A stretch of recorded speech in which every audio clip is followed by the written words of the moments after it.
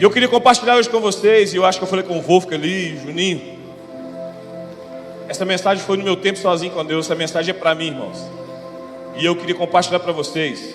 Mas Deus não falou nada para vocês, talvez fale agora. Mas foi para mim que Deus falou. Foi no meu tempo sozinho com Deus. E Deus me deu essa palavra e eu queria compartilhar com vocês.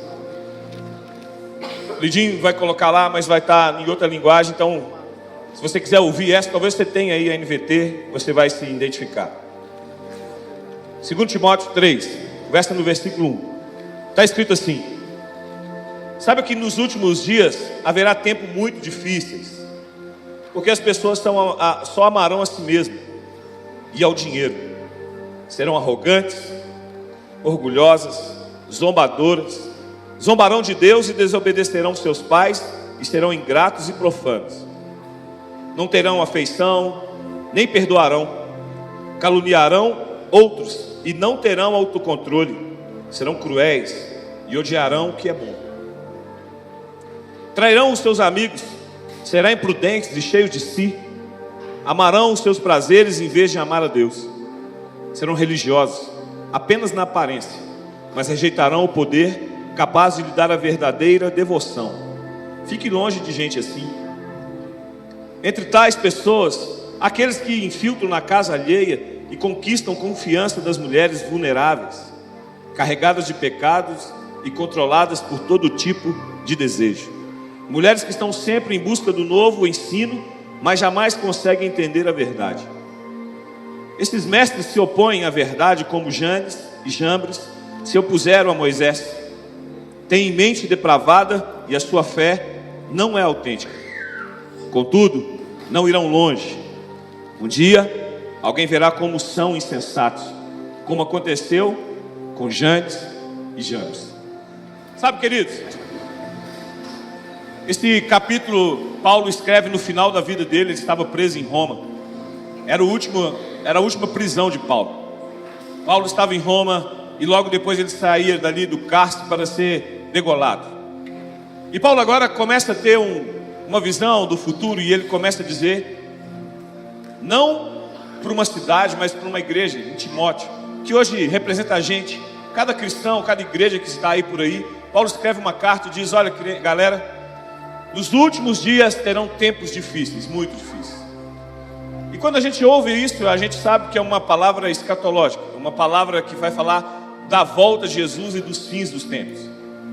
E quando a gente começa a ouvir, e foi o meu caso, como eu disse para vocês, a mensagem foi para mim, estava no meu tempo sozinho com Deus, e quando eu cheguei, eu tinha feito a leitura, e eu fiquei meditando nisso, e eu comecei logo e rapidamente a identificar, estamos a minutos, a horas, talvez do tempo Kairos de Deus, da volta de Jesus. Quando a gente olha aqui, e a gente começa a olhar e fala, estamos a pouco tempo da volta de Jesus, porque ele fala, nos últimos dias teremos tempos difíceis, e logo eu identifiquei, tem tempo difícil igual esse? Quanto tempo difícil que é, tanta dificuldade, tanta luta, tanta perseguição. A gente vai escolher as pessoas, mas elas não podem mudar a nossa história, e a história não muda. Muda talvez a condição financeira, mas a condição psicológica, normativa não muda. E eu fiquei pensando, já está nos fins do tempo.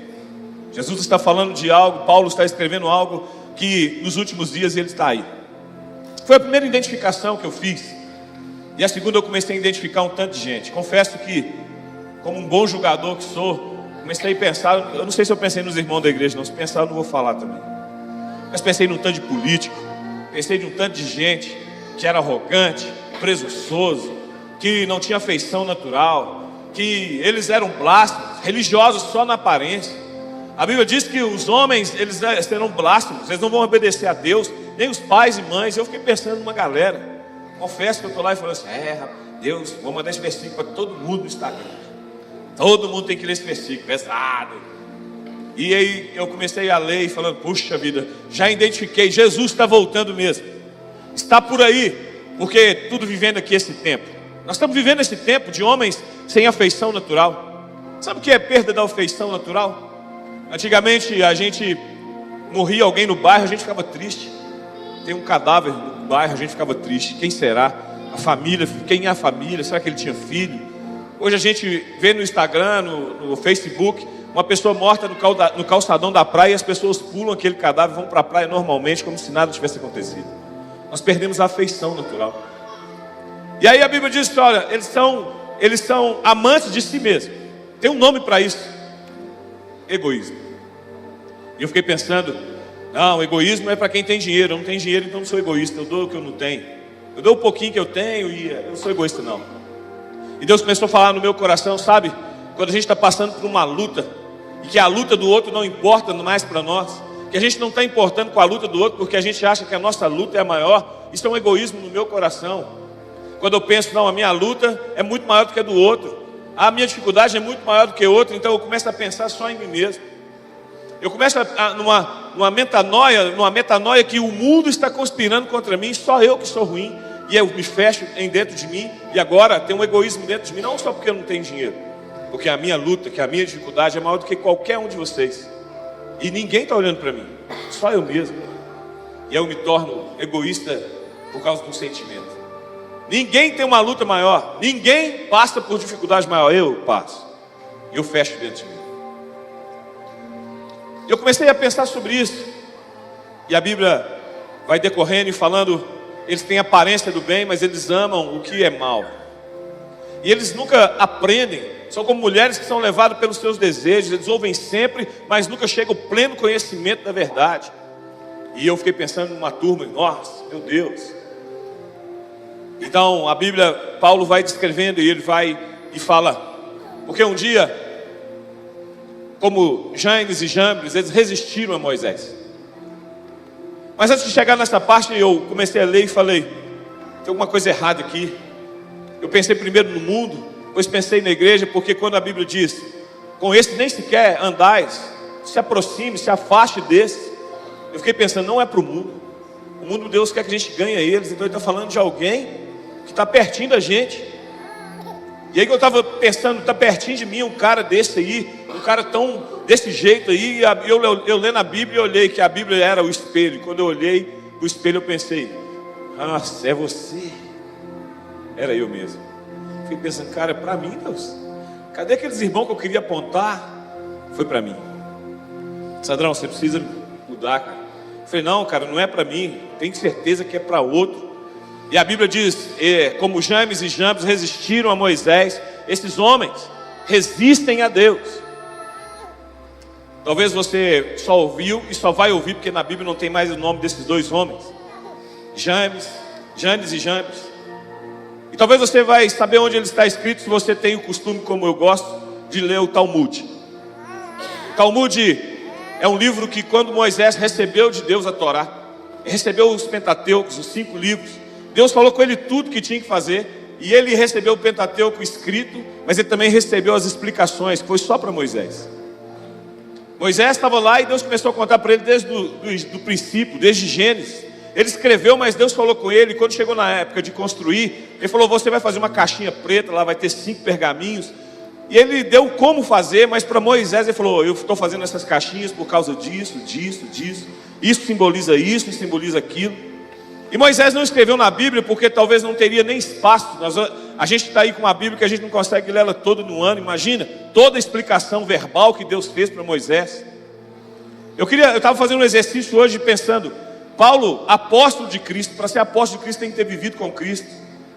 Paulo vai discutir com João e fala, eu aprendi do Senhor como você também, eu recebi do Senhor como você. E ele fala, eu conheci um homem que no corpo ou fora do corpo, eu não sei, foi aos céus e viu coisas inefáveis.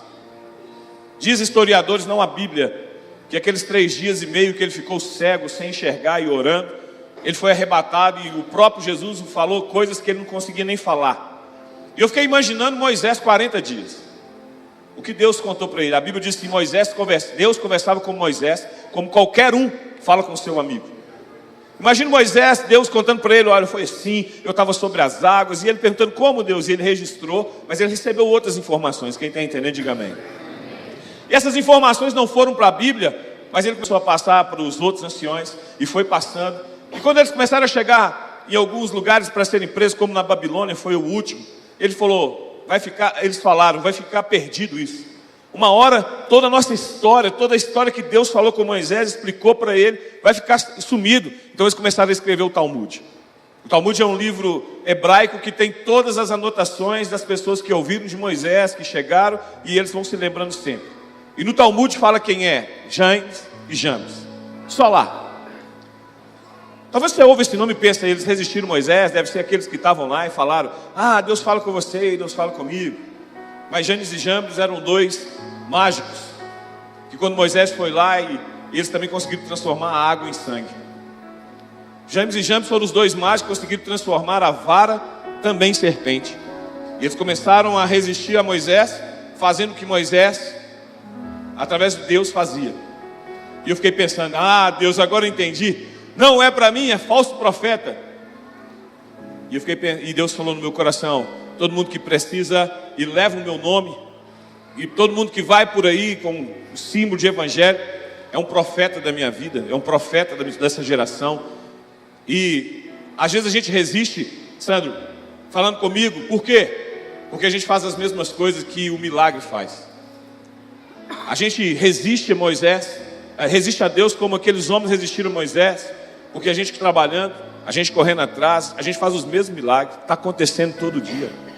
Quando parece que não tem recurso, a gente dá um jeito, e aí está lá o recurso. A gente transforma a água em sangue. Está lá a cobra que você transforma de novo em cajado e vice-versa. Você dá um jeito e está acontecendo na nossa vida. Então a gente não consegue receber a transformação que Jesus estava dizendo. Esses homens precisam ser mudados. E eu comecei a pensar: meu Deus, sou eu esse homem, que de vez em quando a gente fica resistindo a Deus para mudar algo que a gente pensa que pode fazer a hora que quiser. Mudar de vida, parar com o pecado, mudar uma situação, fazer algo que Deus precisava fazer em nós. A gente pensa: eu consigo fazer. E aquele tempo, dentro do meu coração, eu fiquei pensando: Deus, não tem como piorar, mas tinha. Mais abaixo o versículo está dizendo assim: esses homens não irão longe. E eu fiquei pensando: Deus, não é um pecado de humilhação. A gente não está falando de alguém que está fazendo adultério, que vai ser revelado. Não, está falando de alguém que é irreconciliável, que não perdoa. Está falando de alguém que ama a si mesmo. Nós estamos falando de pecado que às vezes a gente acha e é até comum. Se a gente falar: alguém caiu com adultério, nossa, que feio. Alguém egoísta, porque ele pensou nele mesmo. Ele tinha um prato de comida, em vez de dividir com alguém, ele comeu sozinho. Mas está certo, né? A gente até acha normal. Não estou falando de pecado que vai ser revelado, mas Deus estava falando: esses homens não irão longe. E quando eu pensei em longe, o capítulo está falando de uma viagem que é distante. O capítulo está falando de uma viagem que não é daqui para os Estados Unidos ou daqui para a Europa, é daqui até Nova Canaã. E quando a Bíblia diz que não é longe, na hora vem no meu coração aquilo que o pastor ele fala sempre: nós somos tirados do Egito e nós nos perdemos no deserto. Porque a gente pensa que o Egito é o mundo. Ah, fomos tirados do mundo. E que a gente pensa que o deserto é a luta. Ah, e tem tanta luta, tem tanta coisa acontecendo. Mas no deserto, se a gente se lembra, tinha pão que caía do céu todos os dias. Se eles queriam comer carne, vinha cordonizes na mão deles. De noite eles não passavam frio porque tinha uma coluna de fogo. À noite, de dia eles não queimavam no sol porque tinha uma nuvem. Eu não sei se o pé dos meninos crescia ou o sapato crescia no pé deles. A roupa crescia com eles. Tinha provisão. Eles queriam água fresca, saía na hora. Deserto não é luta. Porque se fosse luta, tem tanta provação na luta. Deserto é uma vida que não tem propósito. É uma vida para quem não quer ir longe. Porque se Canaã fosse o céu, quando eles chegarem em Canaã tinha muralha para derrubar, tinha gigante para vencer. O céu não vai ter isso. Nós chegamos na Nova Canaã, não tem muralha para derrubar, não tem gigante para vencer. A Bíblia diz só os vencedores. Quem chegar lá já venceu. Quem está entendendo, diga amém. E o deserto então se tornou um lugar de quem não vai longe, de quem fica rodando sempre perto, circulando montanha. E eu fiquei pensando: Deus, puxa, às vezes a gente vai olhando para a nossa vida e pensa: está tudo legal, está tudo santo. A gente grita: Maranata, ora vem Senhor Jesus. E será que se Deus ouvir a nossa voz e voltar, Ele nos pega e nos encontra nesse lugar? Sabe, Paulo, ele estava para ser decapitado e ele começa ali a fazer uma reflexão de Deus. Porque se está na Bíblia, foi inspirado por Deus. Tempos difíceis. Talvez Paulo estava ali pensando, os homens que pensam em si mesmo, e ele começou a relatar através do Espírito Santo. E eu comecei a pensar nisso também. Maranata, a gente cantou hoje aqui, vem, volta Senhor. E se ele voltasse mesmo? E se ele tocasse a trombeta agora, e a gente cheio das razões, porque os nossos pecados da nossa mente grandes, adultério, roubo, prostituição, a gente não faz. Sou um homem sério, eu pago as minhas contas, eu não tenho outra esposa, eu sou uma pessoa séria. Se nós olhássemos apenas para esses pecados e esquecêssemos o que a Bíblia está dizendo, que esses homens não iriam longe. Eu comecei a pensar isso na minha oração, Senhor. Eu falei, Deus, eu preciso parar de resistir à mudança que Deus quer fazer em mim. A mudança que Deus quer fazer em mim, a gente tem que parar de resistir e dizer, não, eu já estou bom nisso, eu já estou bom naquilo. A gente para de converter, porque conversão é mudança de caminho. Toda vez que a gente está num caminho que não é legal, precisa mudar. Eu já falei para vocês, mas talvez para alguns vão ser novo. Eu conversava com um amigo e eu falei com ele, eu queria que você imaginasse uma garota de programa, que tem o seu programa muito caro e ela ganha 30 mil reais por mês fazendo programa.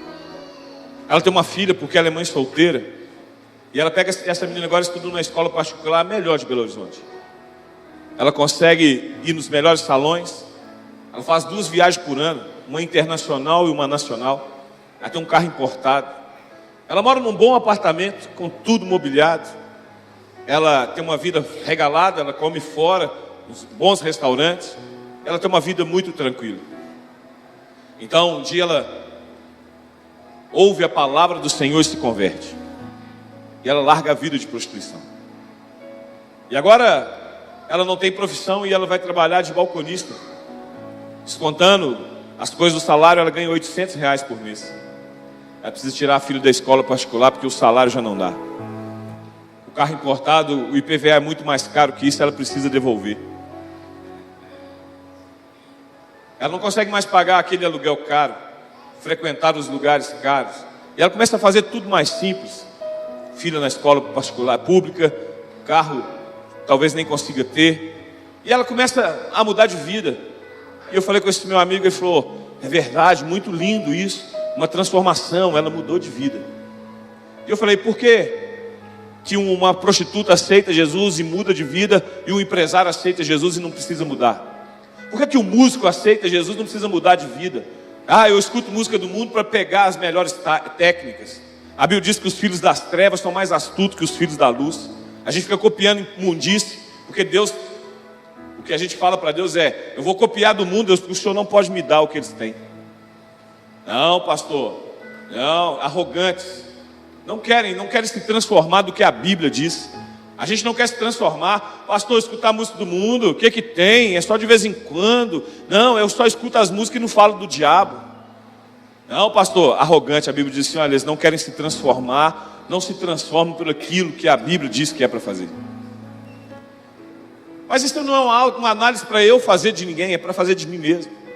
De olhar para mim e falar, o que tem na minha playlist, o que tem na minha geladeira, o que os meus filhos veem, o que a minha filha, a minha esposa está vendo, o que é que o pessoal lá no meu trabalho, o que é os que os meus empregados, o que é os meus colegas. Porque na hora que a gente tem um monte de colega, está tudo legal, muito top. Mas na hora que acontece alguma coisa, ninguém quer fazer nada. Um dia o rei Ezequias fez uma oração a Deus. Jesus estava para voltar para o rei Ezequias. Ele estava doente, o profeta entrou lá e disse a Ezequias, você vai morrer. E a Bíblia diz que ele virou para o lado e fez uma oração. Disse, Deus, olha para a minha fidelidade. Olha o quanto eu sou fiel, Senhor. E antes do profeta sair do pátio do reino, Deus manda voltar, volta lá, fala com ele que eu vou dar ele mais 15 anos. Eu fico pensando assim, se eu fizesse oração, Deus ia voltar lá e falar, talvez, você ia morrer 10 horas da noite, agora você vai morrer 1 hora da tarde. Sua fidelidade está, desde ganhar você vai perder mais umas horinhas aí. Foi misericórdia. 15 anos. Mas Deus tinha um recado para ele. Ezequias, põe em ordem a sua casa. Ezequias, ponha em ordem a sua casa. Só esse recado. Podia ter falado com ele tanta coisa. Olha, aproveita bem esses 15 anos, faça isso, ganhe mais para o reino, faça aquilo lá, faça aquilo e tal. Ezequias, ponha em ordem a sua casa, porque daqui a 15 anos eu vou voltar. Põe em ordem a sua casa, porque vou voltar, e sua casa precisa estar em ordem. Se você vai agora, ia zebrar Ezequias, põe em ordem a sua casa. E o filho de Ezequias, com 12 anos, assumiu o trono. Conta rápida. Ezequias, 3 anos depois dele receber esses 15 anos, o filho dele nasceu. Mas ele não criou o filho dele no caminho do Senhor. Ezequias não criou aquele menino como Deus falou, põe em ordem a sua casa. E segundo a Bíblia, ele foi um dos piores reis de Judá. Ele foi um dos piores reis de Judá. Ezequias não colocou em ordem a sua casa. Quem sou eu para julgar? Ezequias foi para lá ou para cá? Não sou eu. Mas Deus deu uma ordem que ele não cumpriu. E no meu coração eu fiquei pensando nisso. Põe em ordem a sua casa, Sandra. Põe em ordem a sua casa. Parece que não é pecado, mas pecado é errar o alvo. Toda vez que eu trato ruim as minhas filhas ou a minha esposa, estou errando o alvo. Toda vez, filho, que você desobedece, está errando o alvo. Toda vez que a gente faz algo que a gente não deve fazer, erra o alvo. Mas eu sei que quando eu fiquei isso, eu quero falar para vocês, o sentimento estava no meu coração, que talvez nem passa na mente de vocês. Foi não, Deus, não é isso tudo também não. E esse versículo voltou no meu coração falando irreconciliáveis. Não consegue pedir perdão. Se rejeitam a palavra que vai mudar a sua vida. Eu fiquei pensando, Deus é comigo mesmo. Sou eu. Eu preciso parar de resistir a essa mudança que Deus quer que eu tenha. Talvez você tenha a diferença de mim. A gente precisa ser mais doce, mais suave, tratar as pessoas diferentes, mais amáveis. Tentar caber nesse versículo sem encaixar eles em nós. Cada palavra dessa não encaixar como encaixou na minha vida. Cara, às vezes você é sem afeição natural. Que isso, Deus, eu amo tantas pessoas. Ama. E aquela pessoa que passou lá e você viu assim, eu falei, nesse dia eu não amei não.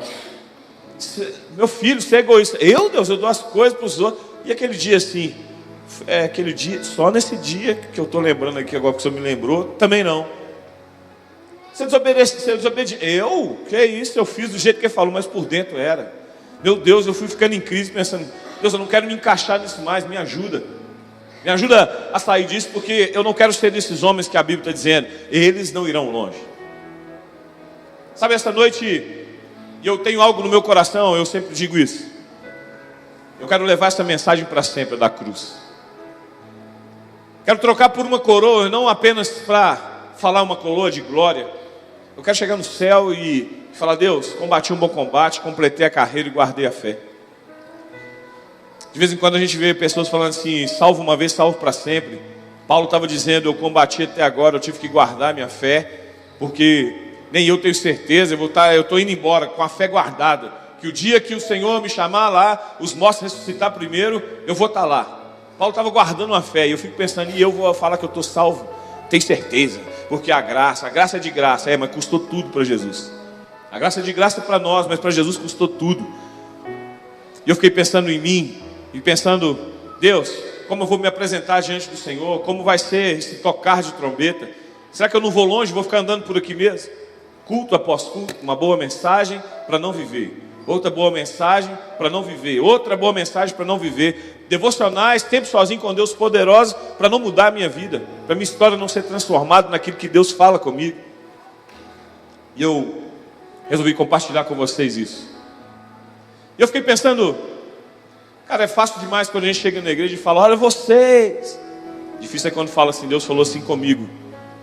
Nem era com vocês, é só compartilhar o que Deus falou no meu coração. E eu sei que foi um dia de aquebrantamento no meu coração e pensando, Deus, não volta hoje não. Espera só mais um pouquinho. Espera de verdade eu mudar, Deus. Porque arrependimento é legal. Se a gente vir hoje na frente aqui, a gente sempre faz um convite, nós vamos cantar, vem aqui na frente, peça perdão a Deus, e a gente vem na emoção, mas acaba de sair dali e comete as mesmas coisas. A gente não muda, a gente é irreconciliável. A gente não muda o que nós somos. Sai dali e fica a mesma coisa. Sai do culto, abençoado, a mulher fala alguma coisa, você já sai, né? Reclama, já briga, e aí já atrapalhou tudo que a gente ouviu. Mas talvez é uma mudança que está dentro de nós. E talvez a oração foi como a minha. Senhor, quero parar de resistir, porque eu penso que eu posso fazer a mesma coisa que Janes e James. fazer pela minha força o que o Senhor só pode fazer pelo milagre. E de vez em quando dá certo, Deus. De vez em quando eu transformo em umas águas em sangue, de vez em quando eu transformo umas varas em cobra, mas Senhor, eu preciso parar de querer fazer com a minha força, só o Senhor pode fazer.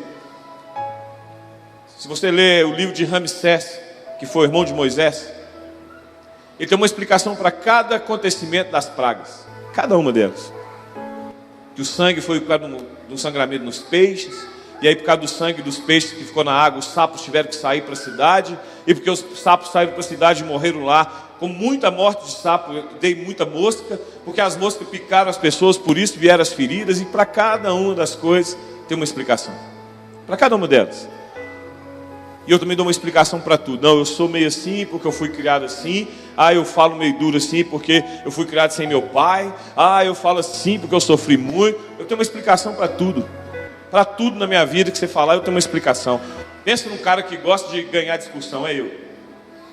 E eu ganho até de mim mesmo. Às vezes eu falo, Santos, você precisa mudar. Não, olha, assim, fomos criados sem pai. Tadinho você. Pode ficar assim, meu filho. Que luta. Eu tenho uma desculpa para tudo. Eu tinha desculpa para tudo. Você falasse, não faz isso. Eu falo, mas por quê? Eu quero que me explique. Tem que provar na Bíblia. Tem que provar. Não, Deus já tinha falado comigo. Eu sabia que estava errado. Mas eu ficava lá discutindo comigo mesmo. Mas nesse dia eu falei, Deus, eu sei que não vai ser o apontar de uma outra pessoa. E que seja para até que a gente fique um pouquinho de vergonha. Que às vezes alguém fala assim, você é pastor? Sim, mas você está reclamando tanto. Eu falo, não, eu não estou reclamando não, eu estou só falando a verdade. Que de vez em quando é reclamar. Tomara que o irmão não esteja aqui não, mas eu fui arrumar meu carro.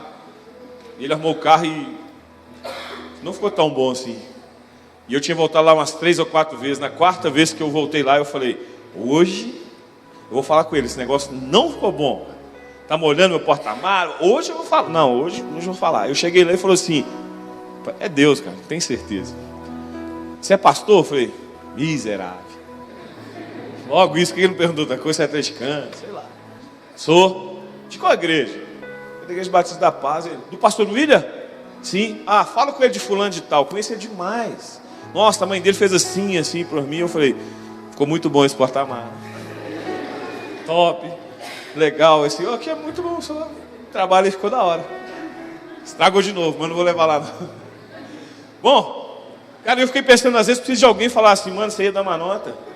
Se não é alguém que te conhece, se não é alguém que te conhece, o pastor William, você ia ser duro com o cara. Já vim aqui 5 vezes, e você não resolve. Fiquei pensando, meu Deus. Ainda bem que Deus falou com esse moço lá, sei lá.